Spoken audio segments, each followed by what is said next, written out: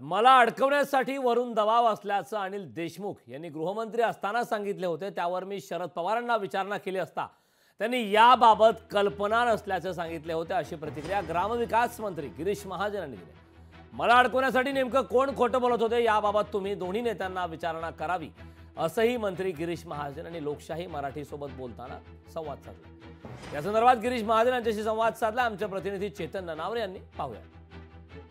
आपल्या सोबत ग्रामविकास मंत्री गिरीश महाजन आहे। आधी सचिन वाजे यांनी टाकलेला लेटर बॉम्ब असेल आणि त्यानंतर स्वतः परमबीर सिंग यांनी केलेला धक्कादायक खुलासा असेल की गिरीश महाजन यांना कुठेतरी अटक करण्यासाठी सिल्वर ओक या ठिकाणी बैठका झालेल्या होत्या।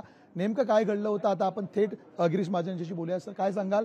धक्कादायक आरोप एका मागोमाग एक होत आहेत महाविकास आघाडीच्या नेत्यांवरती। तुमच्या विरोधात षडयंत्र रचलं होतं, तुमची प्रतिक्रिया? माझ्या विरोधामध्ये षडयंत्र रचलं गेलं होतं। परमबीर जे सांगता आहेत ते सत्य आहे।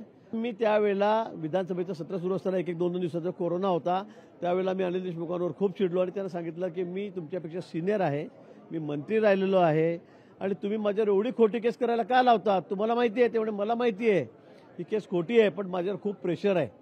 कुणाचा प्रेशर होता? सूत्रधार कोण होतं याच्या मागे? त्यांनी सांगितलं मला, त्यांनी स्पेशल सांगितलं की भाऊ मी काही करू शकत नाही, यात माझी अडचण आहे, माझ्यावर प्रेशर आहे। मी त्यांना 3-3 वेळा विचारलं, मग त्यांनी मला सांगितलं की आपण पवार साहेबांची भेट घ्या, त्यांना फक्त विषय समजून सांगा की बाबा यात माझी काही चूक नाही, पण तुमचं प्रेशर त्यांचं आहे का?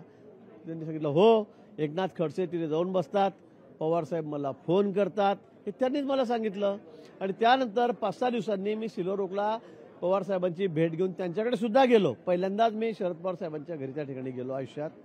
आणि मग हो, ते म्हणे मलाही आश्चर्य वाटलं, म्हणे तुमचं नाव कसं काय त्या केसमध्ये येतं आहे? ते मला उलट असं म्हणाले। मी म्हटलं अनिल देशमुख असं म्हणतायत की तुमच्यावर तुमचं प्रेशर त्यांच्यावर आहे, त्यांना विचारा। ते म्हणले मी त्यांना विचारतो आणि त्यानंतर विचार त्यांनी तिथेच थांबवला। नेमकं खोटं कोण बोलत होतं मग? त्याचं त्यांनीच तपासावं। मी तर म्हटलं होतं की सैगई करा तुम्ही सगळे, सोक्षमोक्ष करा गोष्टीचा, फोन लावा। ते म्हणले मी 2-3 दिवसांनी नागपूरला जाणार आहे, त्यावेळेला मी अनिलला विचारतो, हे पवार साहेबच म्हणले होते मला। कॅमेरामन निकेश मोरेसह मी चेतन ननावरे, मुंबई। लोकशाही मराठी ऐका, पहा, जागरूक रहा।